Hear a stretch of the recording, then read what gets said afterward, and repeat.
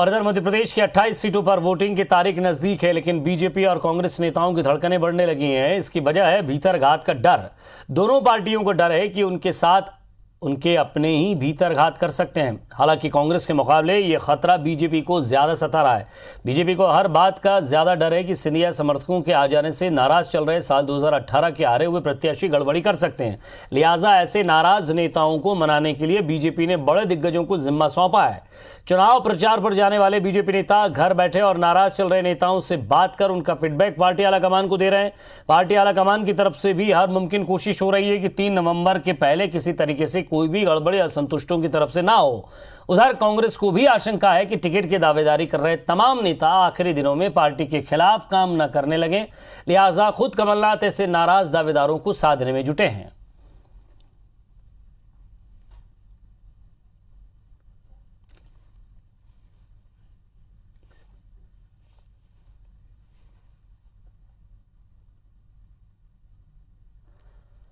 मध्य प्रदेश की 28 सीटों पर वोटिंग की तारीख नजदीक है, लेकिन बीजेपी और कांग्रेस नेताओं की धड़कनें जरूर बढ़ रही हैं। क्यों? क्योंकि इसकी वजह है भीतर घात। और दोनों पार्टियों को इसका डर जरूर है कि उनके साथ उनके अपने ही भीतर घात कर सकते हैं।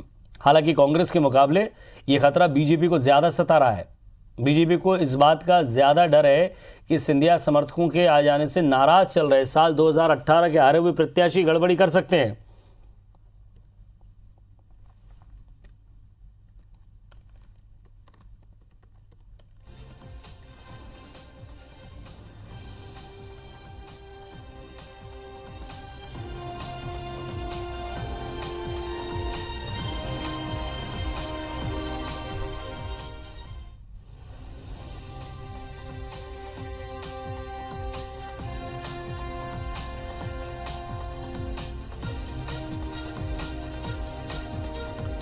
तो एक तरफ विजय संकल्प रैली है, बूथ तक मैनेजमेंट की बात कर रही है बीजेपी, तो दूसरी तरफ भीतर घातियों से भी डर रही है। और यही डर कांग्रेस को भी है।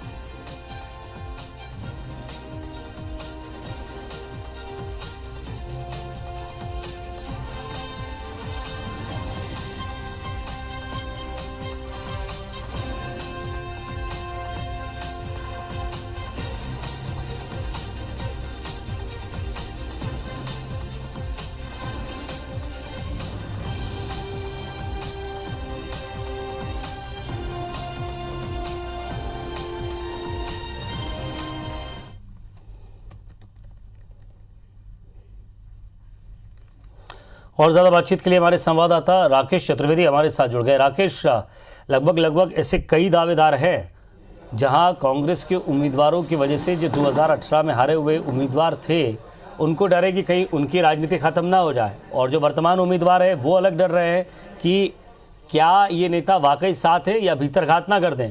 और ये केवल उम्मीदवारों को डर नहीं है, ये डर पार्टी को भी है।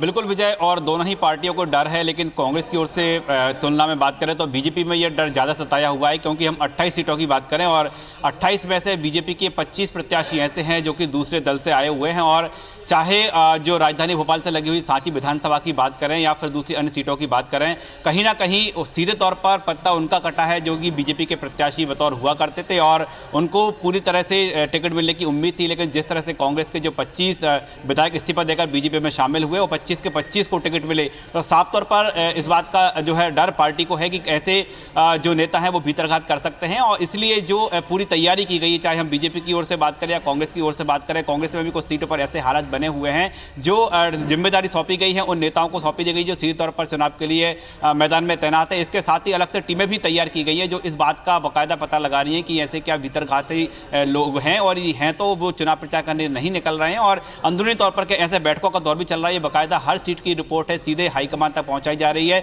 जो सीट के प्रभारी हैं सबसे पहले उनको प्रभारियों को जो रिपोर्ट दी जा रही है, उसके बाद जो है हाईकमान तक ये पूरी रिपोर्ट पहुंच रही है। उसके डैमेज कंट्रोल की भी व्यवस्था की गई है। फिलहाल बात करें बीजेपी की ओर से, बीजेपी की ओर से एक बड़ी टीम इसकी जिम्मेदारी संभाले हुए कांग्रेस से भी पूरी एक टीम तैनात की गई है, जिसमें हर सीट पर दो दो लोगों की ड्यूटी लगाई गई है, जो बाकायदा हर दिन की रिपोर्ट दे रही है कि हालात सीट पर कैसे हैं और खासतौर पर जो पार्टी की ओर से भीतरघात हो सकता है उसका डैमेज कंट्रोल कैसे किया जा सकता है, इस बात की भी जानकारी लगातार दी जा रही है। फिलहाल जो बीजेपी की ओर से बात करें, बीजेपी में सबसे जो बड़ी टीम इस समय काम कर रही है और हर सीट का एक आकलन जो है पार्टी के जो प्रदेश अध्यक्ष तक पहुंचाया जा रहा है। हालांकि इसकी प्रारंभिक जो सूचना है बीजेपी की ओर से बात करें, जो संबंधित चुनाव प्रभारी है उन तक ये पूरी जानकारी दी जा रही है। ऐसे कौन से नेता हैं, चाहे बड़े नेताओं की बात करें, छोटे नेताओं की बात करें, कार्यकर्ताओं की बात करें, जो अब तक शांत बैठे हुए हैं, चुनाव प्रचार तक नहीं निकले हुए हैं और यदि प्रचार में निकले भी हुए हैं तो कितने सक्रिय हैं, इसकी बाकायदा हर बिंदु पर एक रिपोर्ट तैयार की जा रही है, जो कि जो चुनाव के प्रभारी हैं संबंधित सीट के, उनके जरिए प्रदेश अध्यक्ष बी डी शर्मा तक पहुंचाई जा रही है। विजय जी,